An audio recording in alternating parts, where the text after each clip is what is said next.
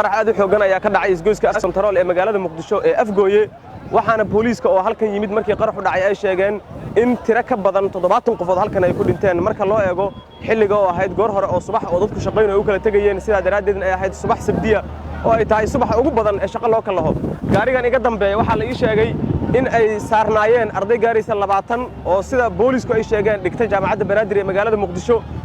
hal qof oo gaarigan saaran kama uusan harin sida naloo sheegay gawaarida kale ee dadku ka buuxeen ee waxyeeladu gaartay waxa kamid ah gaarigan kale ee caasiga ah ama PL-ka ee dadweynuhu raacaan sida ay Soomaalidu u taqaano waxa naloo sheegay isagoo inuu buuxay oo dadkii saarnaa ee waxyeeladu gaartay gawaarida kale ee aan ku aragnay inay gubteen waxa kamid ah gaarigan kale oo isagu qudhiisu dhammaantiis gubtay waxa naloo sheegay in ku dhawaad 4 qofood ay saarnayd oo aysan waxba ka harin sida ay noo sheegeen booliiska ilaa iyo hadda waxa soconaya gurmad la xiriira arrinkaasi baabuurta gubatay ayaa tiradoodu ay ka sii badan tahay ilaa 10 baabuur taasa ka dhigan in waxyeeladu ay wali aad u sii xoogan tahay sida daraadeed halkan waxa ku sugan ehelada dad fara badan oo raadinaya dadkoodii oo ay ku ogaayeen isgoyska Control ee magaalada Muqdisho in ay ku sugnaayeen sida daraadeedna raqiyo ruux aysan ilaa iyo hadda meel ku sheegin booliisku sidoo kale waxa ay sheegeen in baaritaano rasmi ah ay soconayaan sida daraadeedna lagu ogaanayo nooca gaariga qarxay iyo wixii lamida waxa kale oo dad goobjoogayaal ay inoo sheegeen in gaari bulletproof oo ay saarnaayeen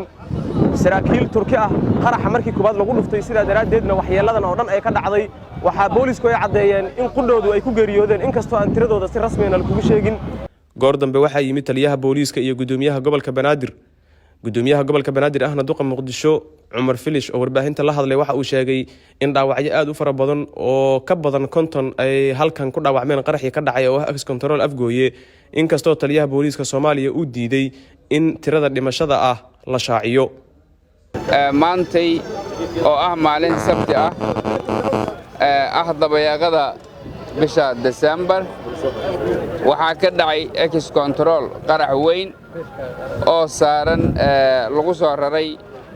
gaari xamuul ah qaraxaas waday wuxuu isku qarxiyay isgoyska Control Afgooye wuxuuna sababay dhimasho badan iyo dhaawac fara badan dhimashada tiro rasmi ah ilaa iyo hadda ma hayno dhaawacu waa 9 sida hadda ay noo sheegeen goobjoogayaashii tirada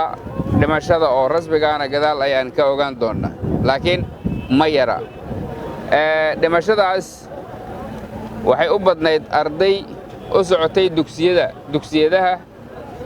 iyo jaamacadaha number weyn ama tiro badan oo ardayda ah waxay ahayn jaamacadda Banaadir inna lillahi wa inna ilayhi raaji'uun Allah u naxariisto dadkaas ku dhintay halkaas waxay ahaayeen dad aan waxba galabsan shacab rayid ah intooda badan waxaa laayay dadkaas dhagare qabayaasha ku soo duulay dalkeena Soomaaliya ma aha markii ugu horeeyay oo ay qaraxa noocaas oo kale ah ay la beegsadeen dhacay isgoyska Control ee magaalada Muqdisho